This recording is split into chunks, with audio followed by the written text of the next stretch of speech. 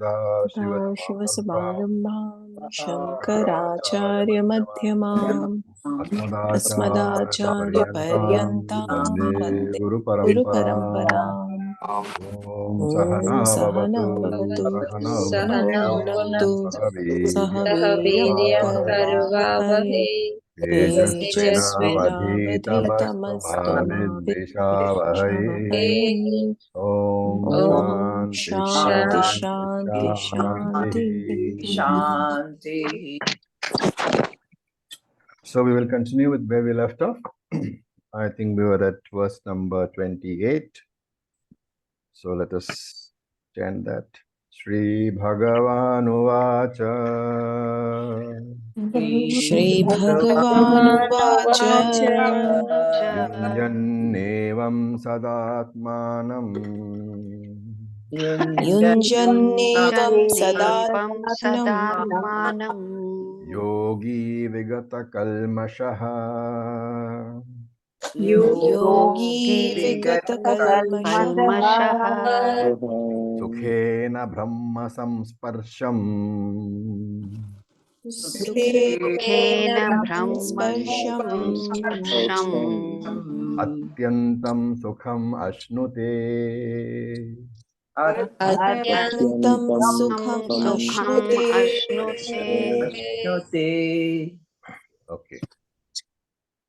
So he's continuing with the topic of Nididhyasanam. So he says Evam.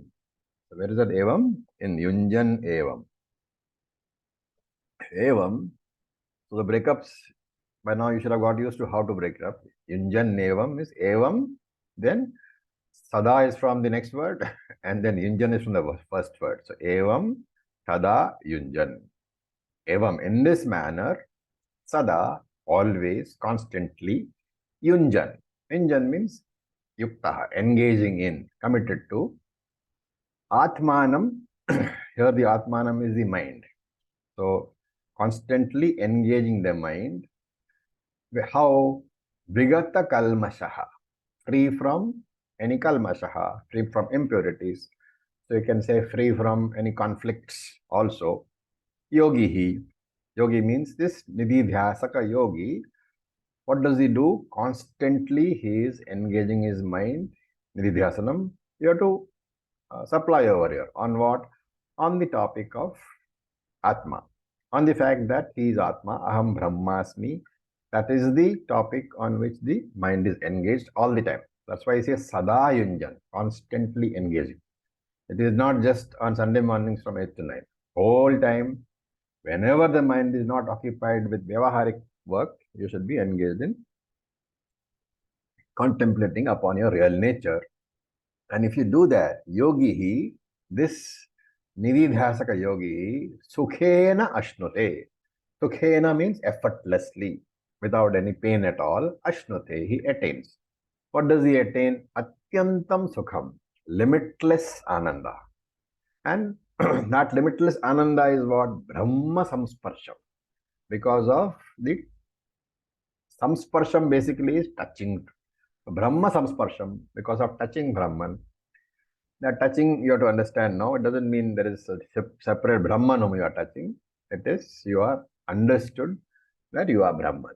So having understood that I am Brahman and thinking about it all the time, meditating upon it all the time, what happens? Atyantam anandam ashnute. So if you look at the last verse which we did in the last class, what did they say there? You say, look at what was said. Sukham uttamam upaiti. Sukham uttamam is the last word of the first line. Upaiti is the first word of the last line of verse number 27. There also we said Sukham uttamam upaiti. And we said that uttamam sukham is what? Atma ananda. And here also Krishna says Atyantam sukham ashnute. He gets that infinite Atma ananda. He gets that Purnatvam. So your Shanti is not Jnanam. Okay, this because you should not think that because of Nididhyasanam he has got Jnanam. Jnanam is not produced in Nididhyasanam. Jnanam is a product of Shravanam. And doubtless jnanam, effortless jnanam, samshaya rahita jnanam is a product of mananam. So the effortless Shravanam and Mananam, they have already produced this doubtless jnanam in his mind. He already has samshaya rahita jnanam. Therefore, this nididhyasanam is not producing that jnanam. What is happening is this shanti cannot be equated to that jnanam. The shanti is the jnana phalam. And atyantam sukham ashnute refers to atma ananda. So some very important corollaries here. Jnanam produces shanti.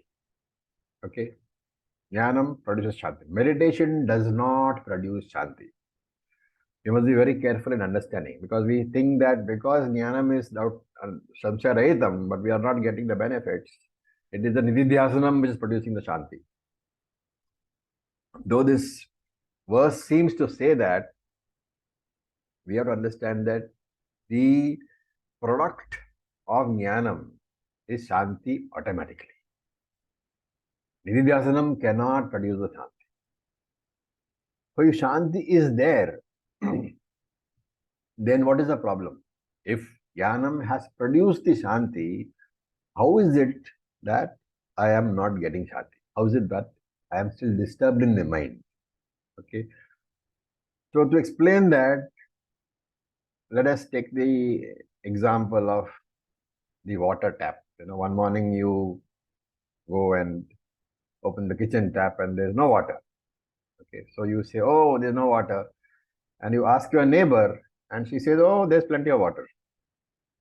Then you go to the watchman and say, check the water. The watchman goes to the top of the tank, sees the tank and says, oh, there's plenty of water, madam.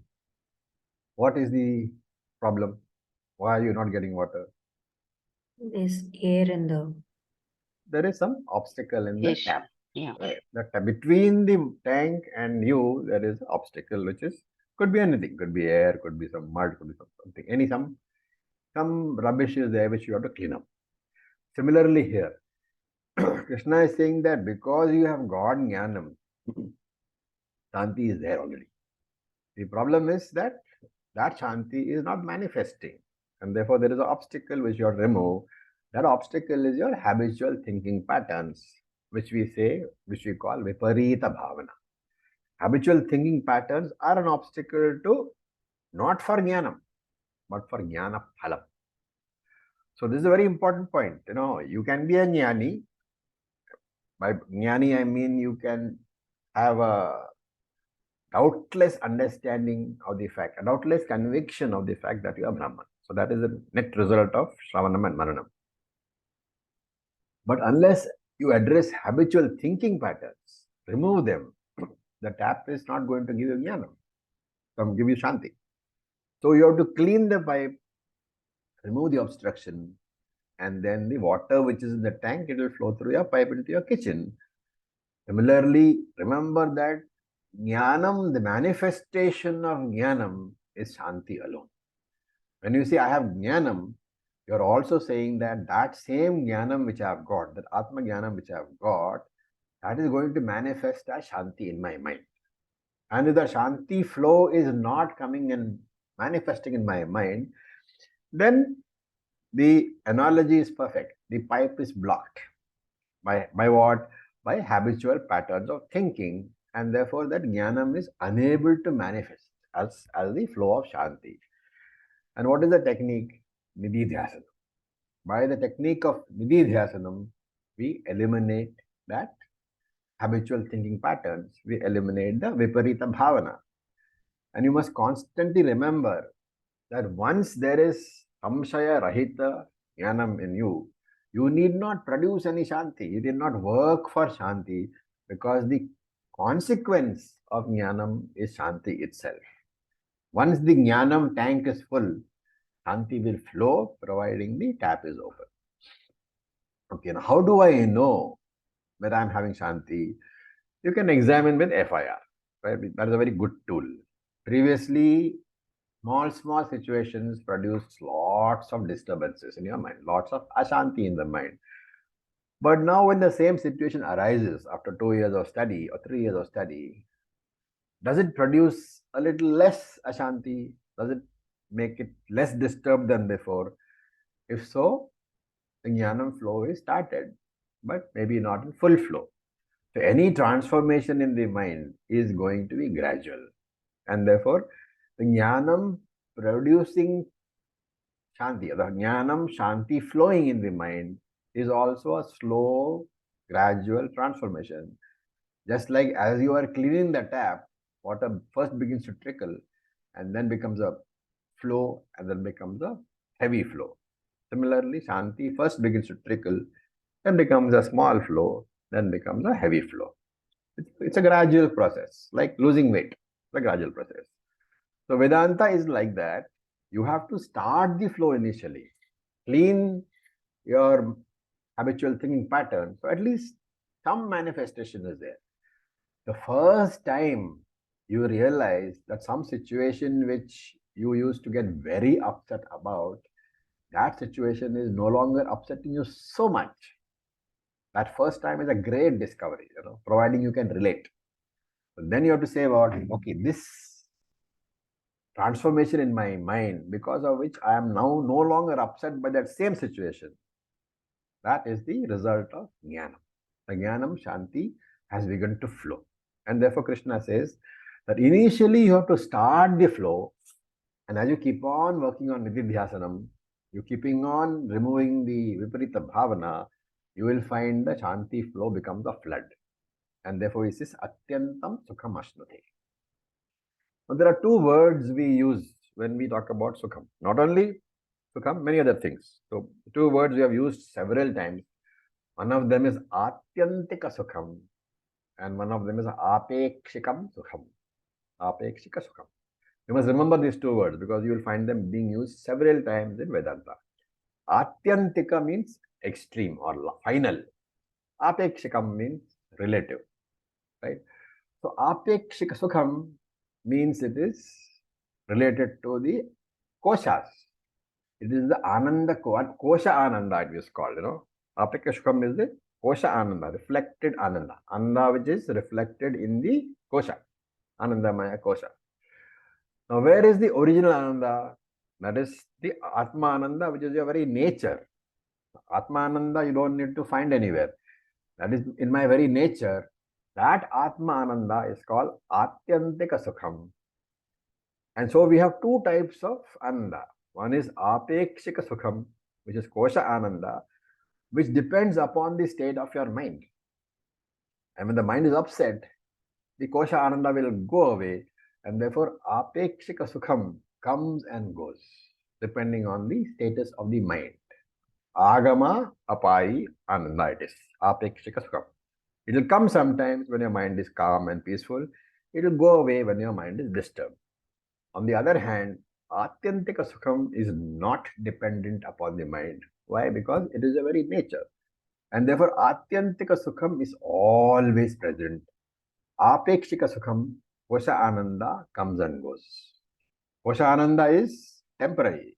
It is subject to coming and going. Atma Ananda, Atyantika Sukham is not subject to coming and going. It is always there. Another difference is that Kosha Ananda you can experience because it is Ananda reflected in the mind, and whatever vritti is in the mind I can experience. Therefore, Apekshika Sukham, Kosha Ananda can be experienced. While Atma Ananda is the very Swarupam, the very nature. Atyantika Sukham is Atma Ananda, which is my nature, that can never be experienced. That can only be understood. So there's a big difference. What you experience is never Atyantika Sukham. It is never Atma Ananda. What you experience is always Kosha Ananda, Apekshika Sukham. And since you experience, it has a beginning, it has an end. Apekshika Sukham, Kosha Ananda is Agama Apai. It comes and it goes. This understanding is very important. As a Vedantic, you should know that my mind will have thoughts. Sometimes those thoughts will be troublesome. Sometimes those thoughts will be peaceful. When those thoughts are peaceful, I will have Kosha Ananda. That's when I say I feel happy, right? But even when the mind is disturbed, when there has been a tragedy in the family, somebody died, somebody is very ill, your mind is very disturbed. You don't have kosha ananda at all at that point of time. You might be weeping, you might be crying. But in that situation also, as a Vedantin, you should understand that Atyantika Sukham, Atma Ananda has not gone. It is there. Only the mirror which reflects that Atma Ananda has been dirtied. The mirror is your mind. It's been dirtied because of the fact that there are troublesome thoughts, and therefore the Atma Ananda cannot be reflected. In that troubled mind, which is going through high FIR, Atyantika Sukham is not reflected. So one is Kosha Ananda is temporary, Atma Ananda is permanent. Kosha Ananda is the experienced Ananda. Atma Ananda can only be understood, can never be experienced. But since Kosha Ananda is reflection of Atma Ananda is always present, right? Just like even when the mirror is broken, you can't see your face, but the face is still there. Okay. Then the third one is Kosha Ananda has got gradations. All Ananda has 3 gradations. What are they? When I say Ananda, I mean Moda, Pramoda. Moda. Moda Pramoda. and Shreyas. no. No. Moda Pramoda is right. First one you have not said. Priya. Priya. Priya Moda Pramoda.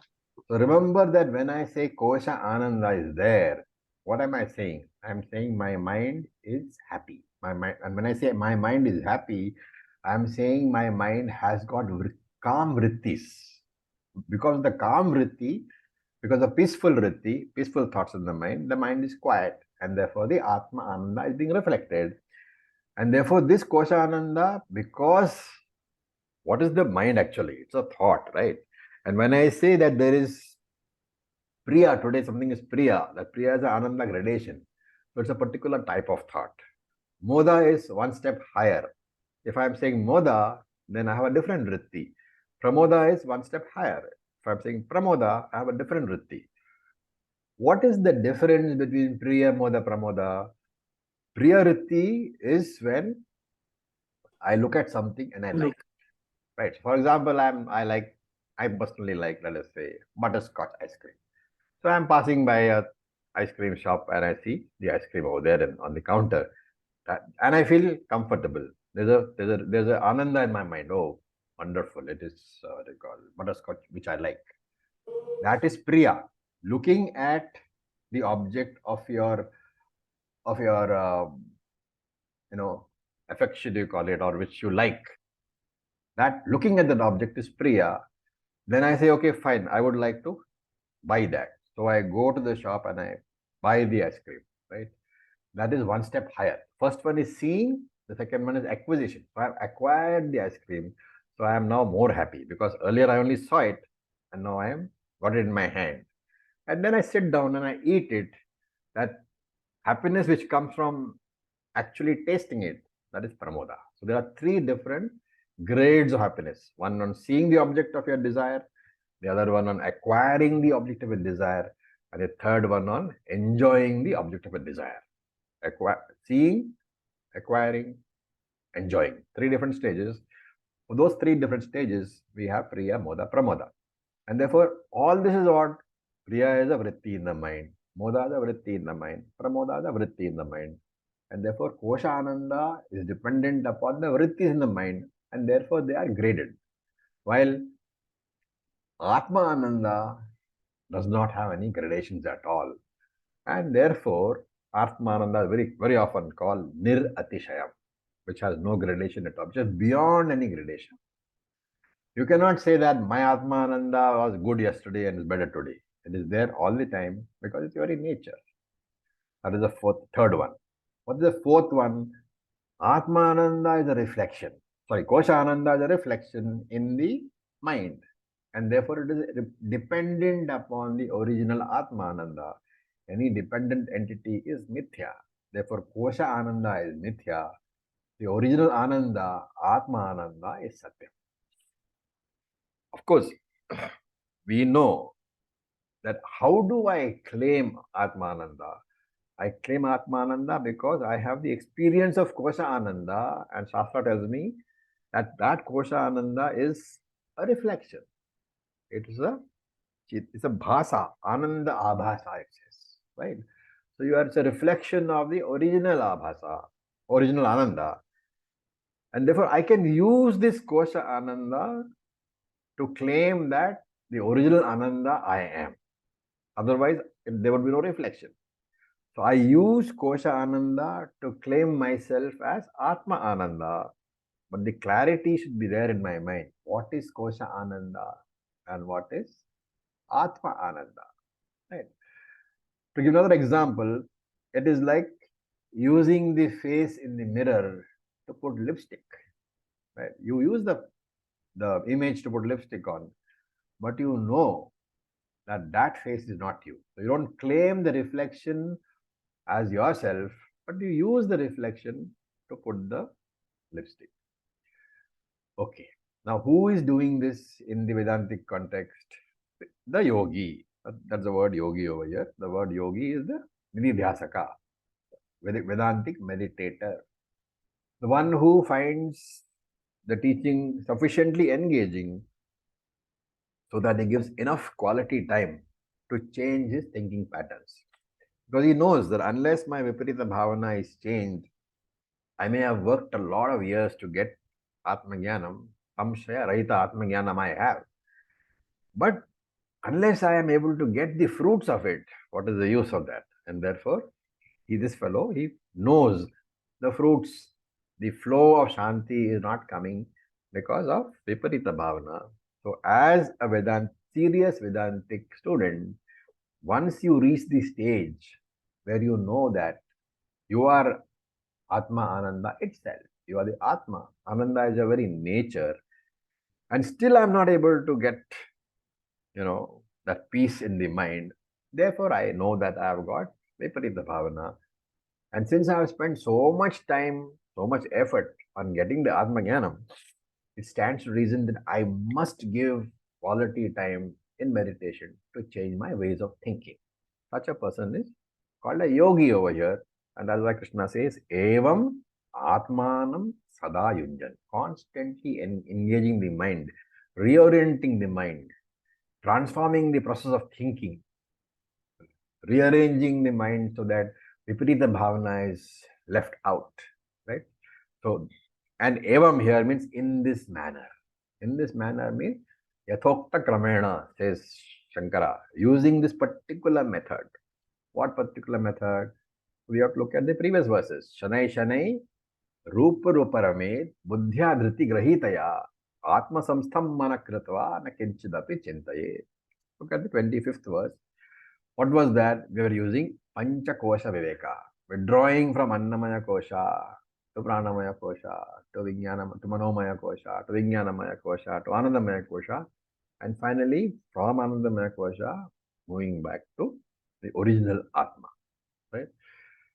Remember, when you do this meditation, there are going to be distractions. There will be always distractions. And the question is how to move away from these distractions and come back to Atma. We have discussed earlier. Any component of distraction, any object, right? What distracts you? An object which you desire. So any object has two components, Nama Rupa and existence. What is the technique he's talking about here? Evam means let go of the Nama Rupa. Focus on the existence aspect alone. When you focus on the existence aspect, you come to consciousness aspect automatically. So the process is anatma. You let go of the anatma is the distraction. You let go of the anatma. How? By not focusing on the namarupa.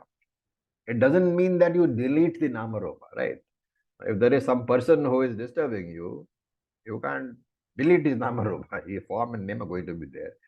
So you focus instead on the other aspect. You remember that that person is namarupa plus Sat, right? Because he's in front of you. Let us say the person who's irritating you is in front of you and he's saying something. Okay, and now at that moment, of course, you may have lashed back and all those things. We forget all about that. When you go into meditation, that person's image is still in front of you, right? So you are angry, you are irritated. And therefore, in this meditation, what do? You recall that person again, and person number X. It could be your spouse, which usually it is your spouse, right? So you recall that person and say, this spouse consists of Nama Rupa plus existence. And therefore, Krishna said, let go of the Nama Rupa. So you focus away from the Nama Rupa. You focus on the existence aspect, the Sat aspect of your spouse.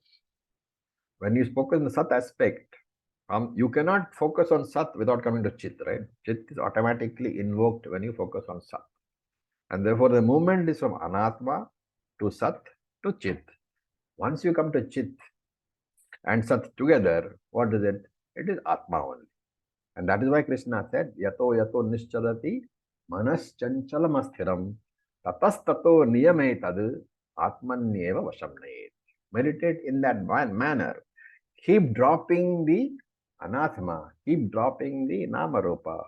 Focus only on the existence. The moment you focus on the existence, you come to the consciousness. The moment Sat and Chit are both there, you are focusing on the Atma, and that Atma is not different from you, right? So meditate in this manner. Evam, meditate in this manner. In the light of this Vedantic knowledge which you have got through Shravanam and Manam, focus every day. And slowly, slowly, what will happen? Vegata Kalmashaha. The impurities, the unhealthy habits of thinking, the Viparita Bhavana, Viparyaya, Yoga Sutra says, Viparyaya, they will slowly get erased. First, they will be diluted and then they will disappear. All negative emotions that you have, anger, lust, jealousy, frustration, fear, they are all under the heading of Viparita Bhavana. And that is why when we do our meditation at the end of this class, I'm trying to pick up the most common ones and then meditate upon that. Remember that these emotions, they exist only in the triangular format. Emotions can exist only as long as the mind is there. When the mind is there, the jiva is there. Jiva is there, jiva jagat ishvara is there. So this viparita bhavana can exist only in a triangular format. Therefore, in my nidhi dhyasanam, one by one, I am eliminating the viparita bhavana. I am trying to move from triangular format to binary format, which is Atma Anatma. In that binary format, Anatma is a mithya. Okay, so all these problems in my mind, I am trying to drop. So there was a book, I don't know how many of you all have read it. It's a very, very old book. It's called Your Erroneous Zones. It's by a person called Wayne Dyer. I read this book about 40 years ago, 45 years ago. So erroneous zones means those problems in your mind which cause you disturbances. And Wayne Dyer, very beautifully, he may have been a Vedantic, but he converted the whole thing into English. So he said, each one of the Viparita Bhavana, if we examine in our language, all those erroneous zones which Wayne Dyer talked about, anger, jealousy, he talked about the same things. All the erroneous zones are what Vedanta classifies as Viparita Bhavana. And therefore, if that Viparita Bhavana is what? They are the impurities which are clogging your pipe. And therefore, these impurities you have to handle. And how do I handle? Sada. I have to find time to quietly sit and ask the question. What is the question? What are the issues in my mind which disturb me? Okay, so when you sit for meditation the first time, trying to get into Nididhyasanam, this is the first question you need to ask. What are the issues which disturb me? And then you list them down. And then, in a scientific method you should do, you classify them. What are they? Priority, high priority, extremely high priority, stuff like that. So, or very disturbing, mildly disturbing, there but not too distressing. You can use any classification. Once you classify them, you first time you work on the low priority thing, so that you know how to handle it. Don't disturb it too much. Slowly, you move from low priority to high priority to extreme priority. Pick up all these things, work on them together. Don't work on the high priority all the time. You'll find it very difficult. So take 2-3 times mild priority, then go to medium priority, then go to high priority. Again, repeat the process. So you are moving from something which is easy to handle to something which is more difficult to handle. Your mind is being trained. And then once you come to the very disturbing, then you have to ask yourself, this is a situation which is very disturbing for me. Because whenever I think about it, my mind is disturbed. So what should I do? Can I do something about that situation? Is it a choiceless situation, or can I do something about it? And if it is choiceless, then there's nothing which I can do. That's why it's called choiceless. But if there is something which I can do to change that situation, what should I do? It's best that I work on changing, right? Because there are two choices. One is to accept, one is to change. Changing is always easier. And therefore, because it involves karma, the first thing to do is, if there is a situation which I can change, then I should work on changing. So if I don't work on changing and I know I can change it, remember that when you know you can change and then you are not doing anything, then you are being resentful or worrying about that, which is pointless. So that energy which you would spend in resenting something or worrying something, you use the energy for changing the situation. So that's the first step. Change what you can. And if there are some things which you cannot change at all, which we call choiceless situation, what should I do? I have to reorient my mind. I have to first reorient my mind, tell myself, okay, this cannot be changed because I have tried. Not that I have not tried, I have tried. It is a changeless situation. And when something is changeless, then I should learn to reorient my mind to accept or to withstand that problems arising out of the situations. Very importantly, once I have accepted a situation as changeless, and I am saying that I will withstand the problems which come from that situation because I can't change it, after that, one should not talk about the situation again to anybody, nor even dwell upon it in your own mind, because you know that there is no point, right? There is a situation with changeless. The changeless situation you accept, dismiss from your mind after accepting, right? And then you say that I will think about how to reorient my mind, how to make my mind stronger to withstand the problems arising out of that situation. That is the effort which I should do. That is the only expenditure of energy which I should do in a changeless situation. My energy expenditure should not be towards thinking about how bad that situation is for me, but my energy should be expended towards changing my mind, reorienting my mind to withstand the problems arising out of that situation. Therefore, the teaching is, wherever situations can be changed, work towards changing them. Wherever situations cannot be changed, work on your own mind. Toughen your mind. The tougher it gets, the lesser the impact of any problem will become. Therefore, in layman's language, change the world if you can. But if you can't, change your mind. Only two choices we have: change the world or change the mind. And I'm not saying, don't say I can't change the world. You can, in many situations, you can change the world. Change it. An expenditure of effort is worthwhile when you want to change the world. But if you can't do that, if it is a choiceless situation, then change your mind. In any case, in either case, should not complain, should not worry. Sada means this alertness. Plus, I am looking for any disturbance in my mind. and therefore Sukhena. Once I have oriented my mind sufficiently, nothing will appear difficult to me. Remember that for people who are not used to it, even Padmasana is a project. Okay, sitting and getting up is a bigger project. So Sukhena Ashnute, this Ananda comes from where? Not from the world outside you, but Brahma Samsparsha. Samsparsham means touching, association. So Brahma Samsparsham, which is born out of my association with Brahman.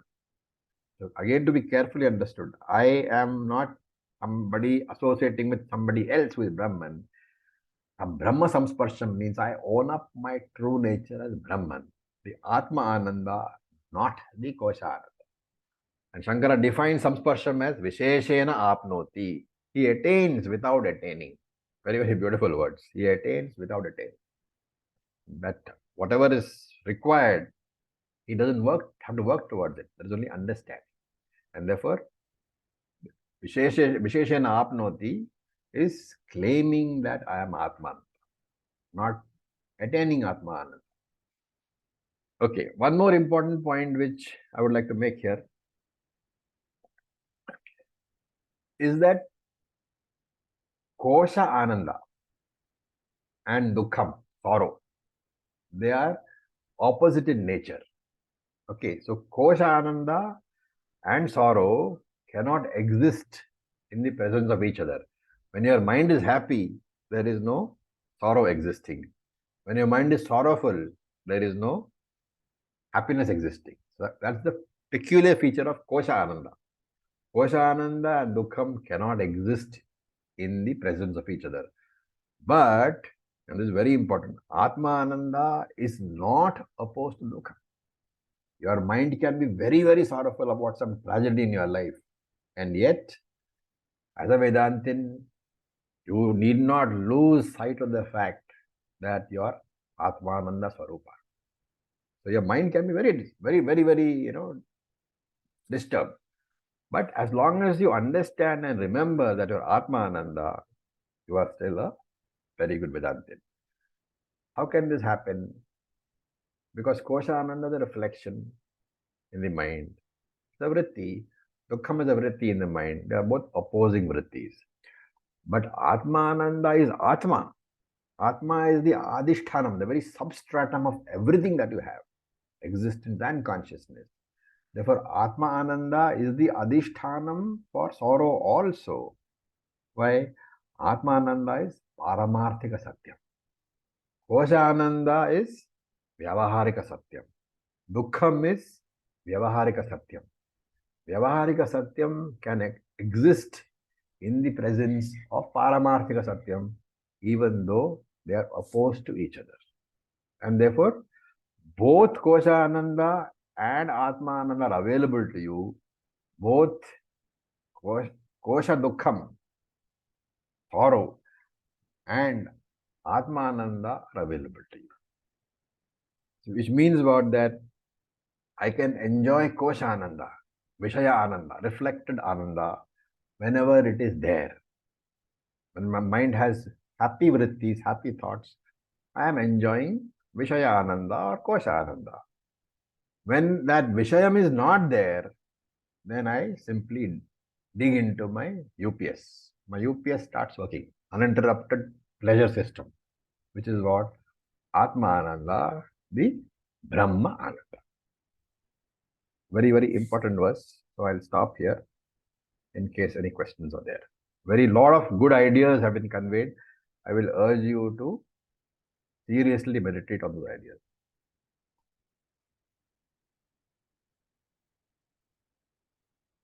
Sir, Yes, Indrajit. for Atmananda, you used a Sanskrit word Nirati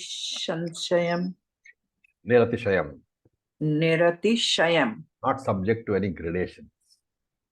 Shayam or Shayan. Shayam, Niratishayam. Niratishaya, basically the M and M is just because of the dot on top. Nirati Shayam. Acharya ji. Yes, Jun.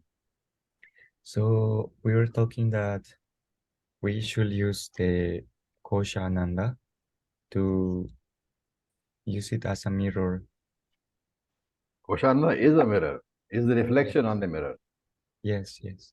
So to really use it in an Nididhyasana manner, shall we, anytime we experience this Kosha Ananda, is by the method is by reminding ourselves that we are the original Ananda? Yeah, it's Whenever something like seeing your face in the mirror. When you see your face in the mirror, what is the conclusion that you draw? that I'm in, I have a face, which is Yeah. different from the face in the mirror. So the original face is different from the mirror. That's the conclusion that you draw. And if you look at a mirror and it is broken, and you are not able to see your face, you still say that I've got a face. So that is what I mean. When you are having Kosha Ananda, which is when you are having a happy thought, you enjoy the happy thought, but you draw the conclusion that because this thought is being reflected in the mind, the original happiness I am. Rupa Ananda I am. And therefore, similarly, when the mind is disturbed, which is equivalent to the mirror being broken, you may be sorrowful, you may be even crying, but you should not lose sight of the fact that I am Atma Ananda. That is what is being meant. Use the RC Ananda, the reflected Ananda, to claim the original Ananda.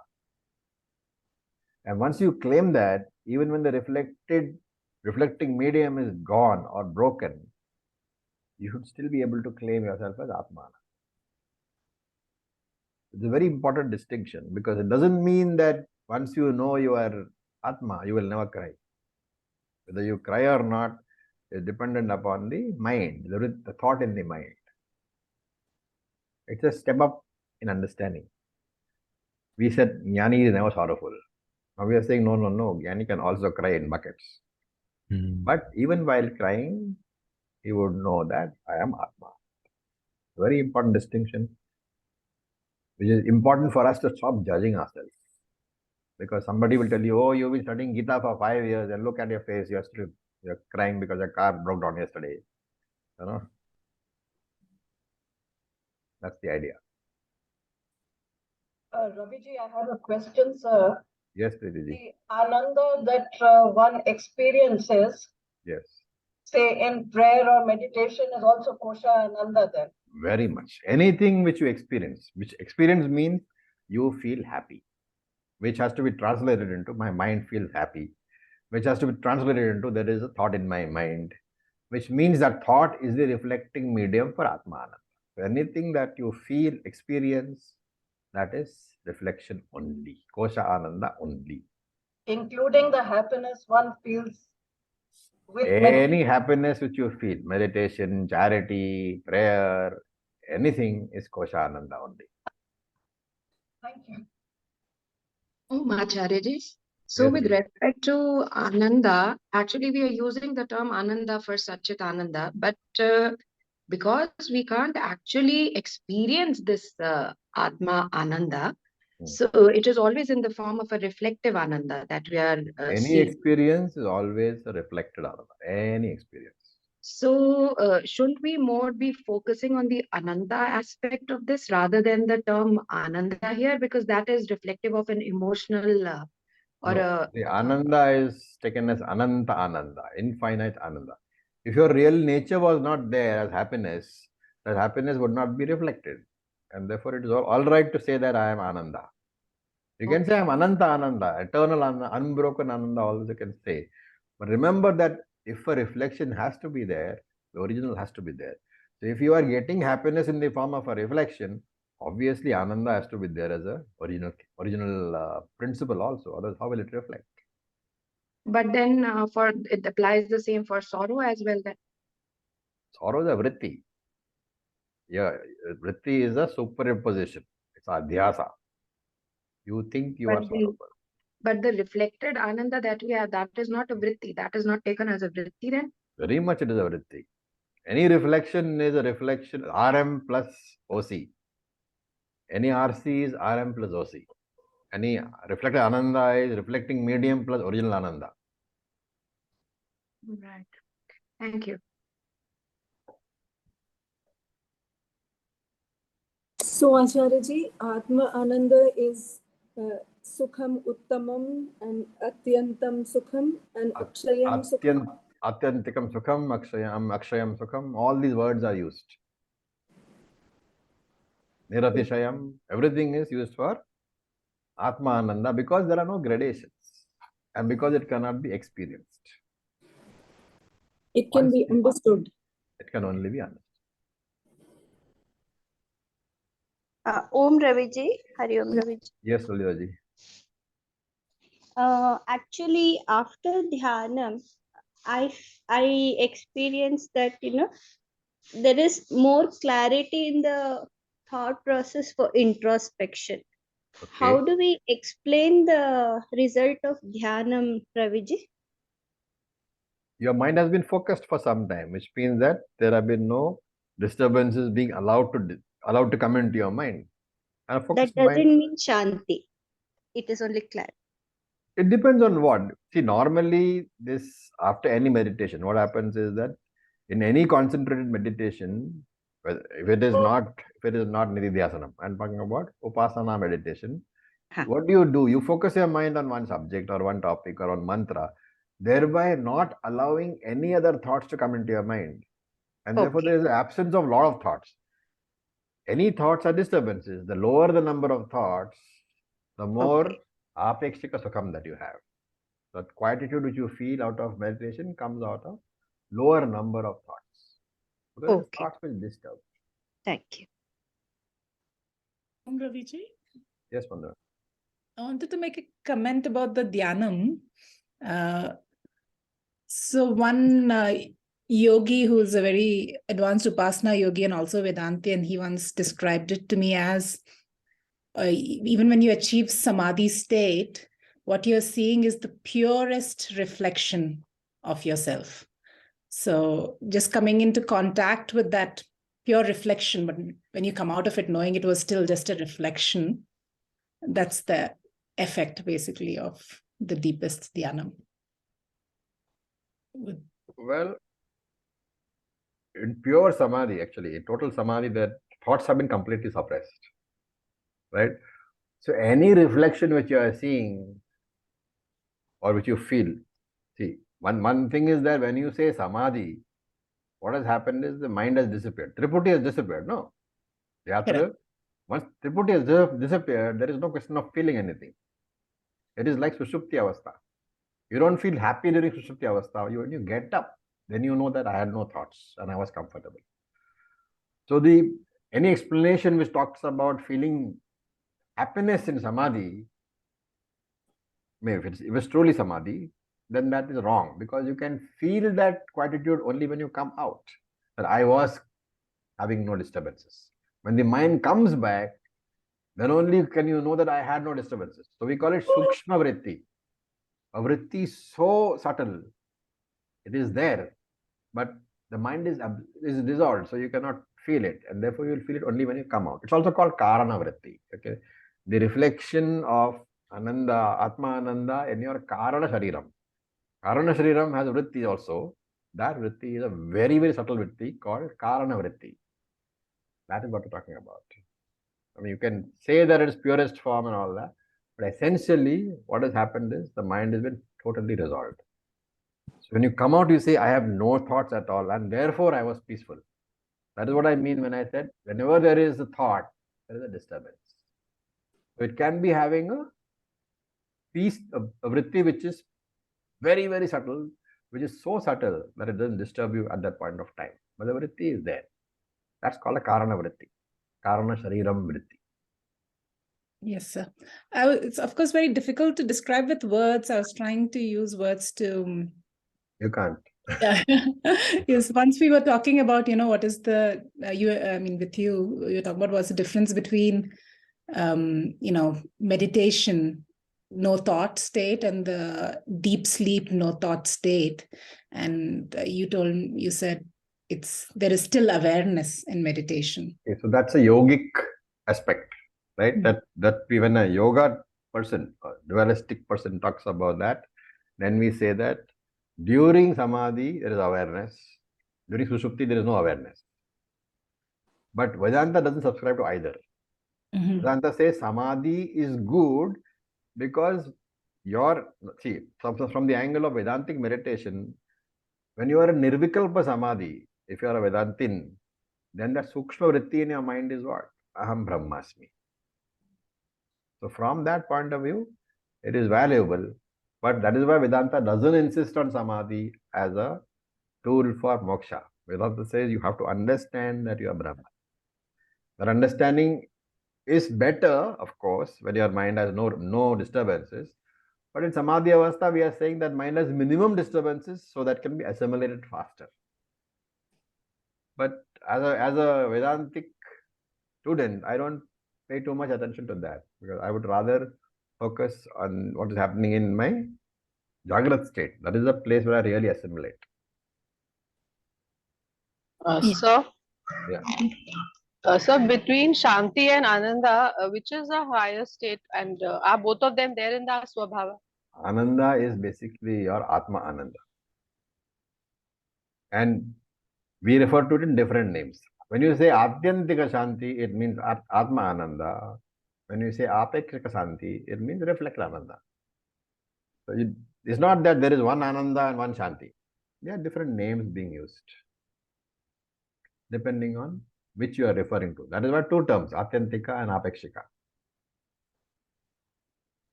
Okay, so we have a few minutes and we'll quickly go over one Nididhyasanam. So please sit back comfortably.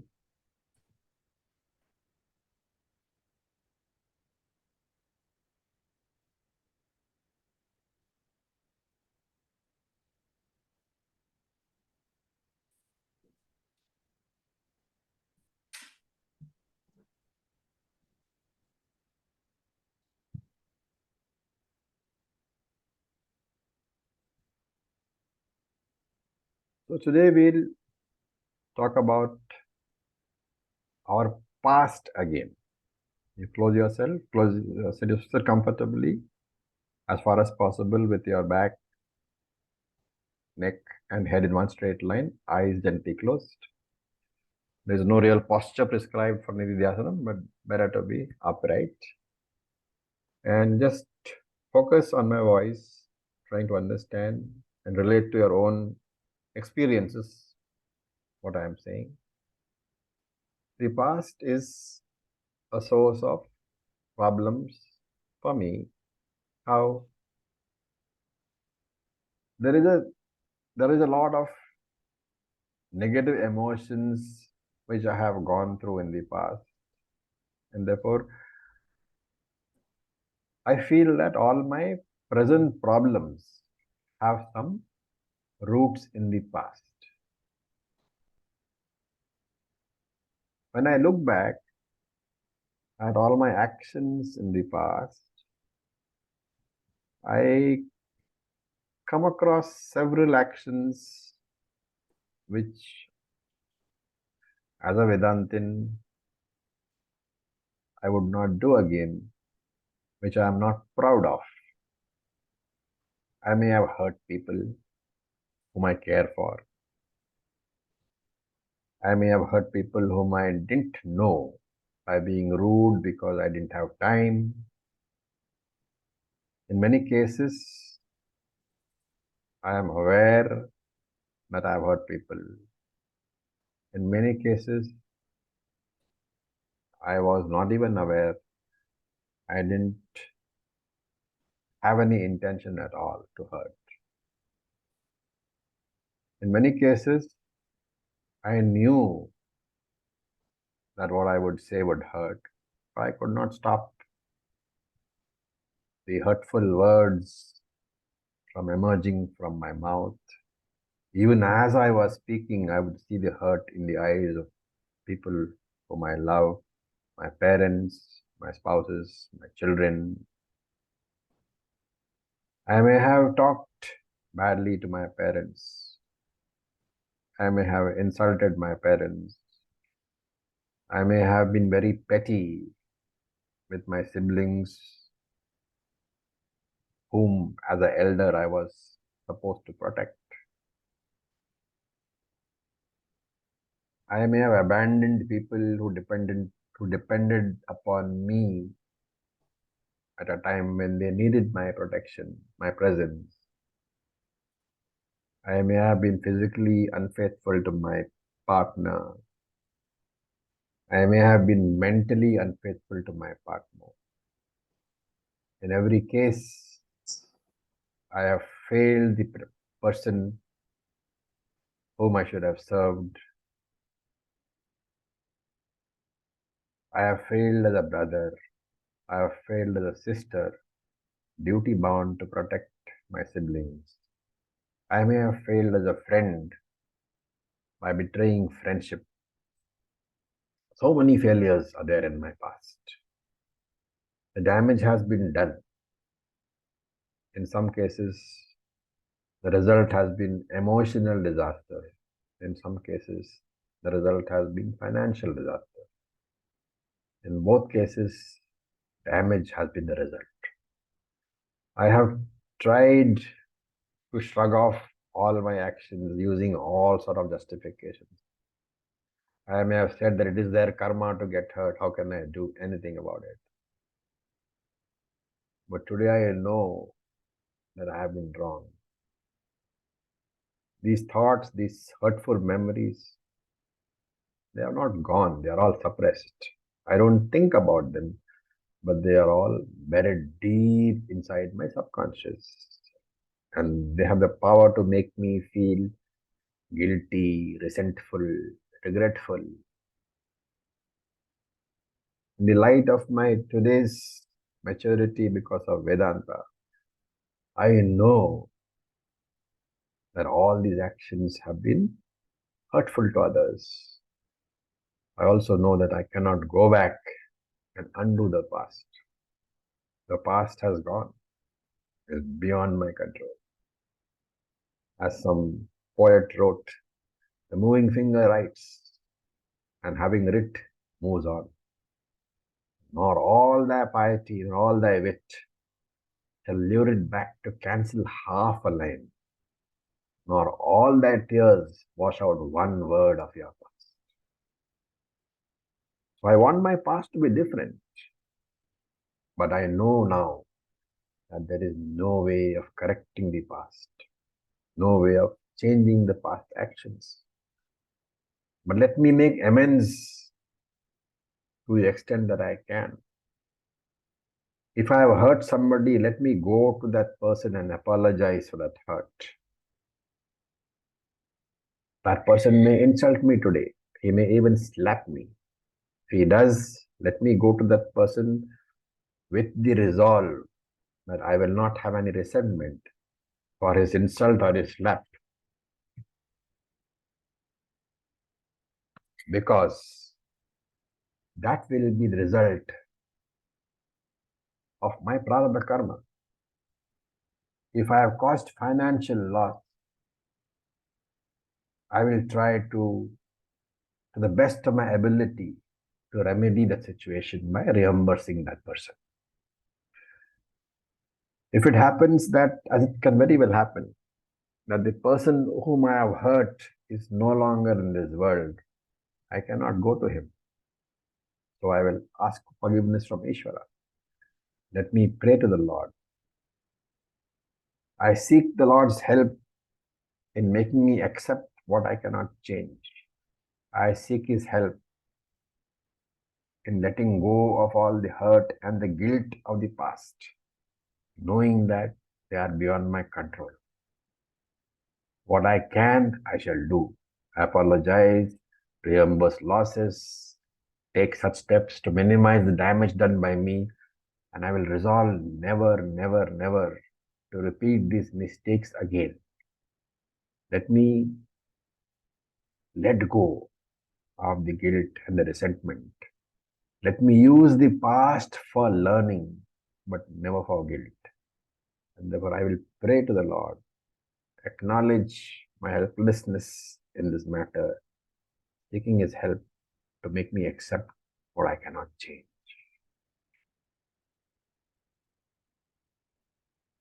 Om.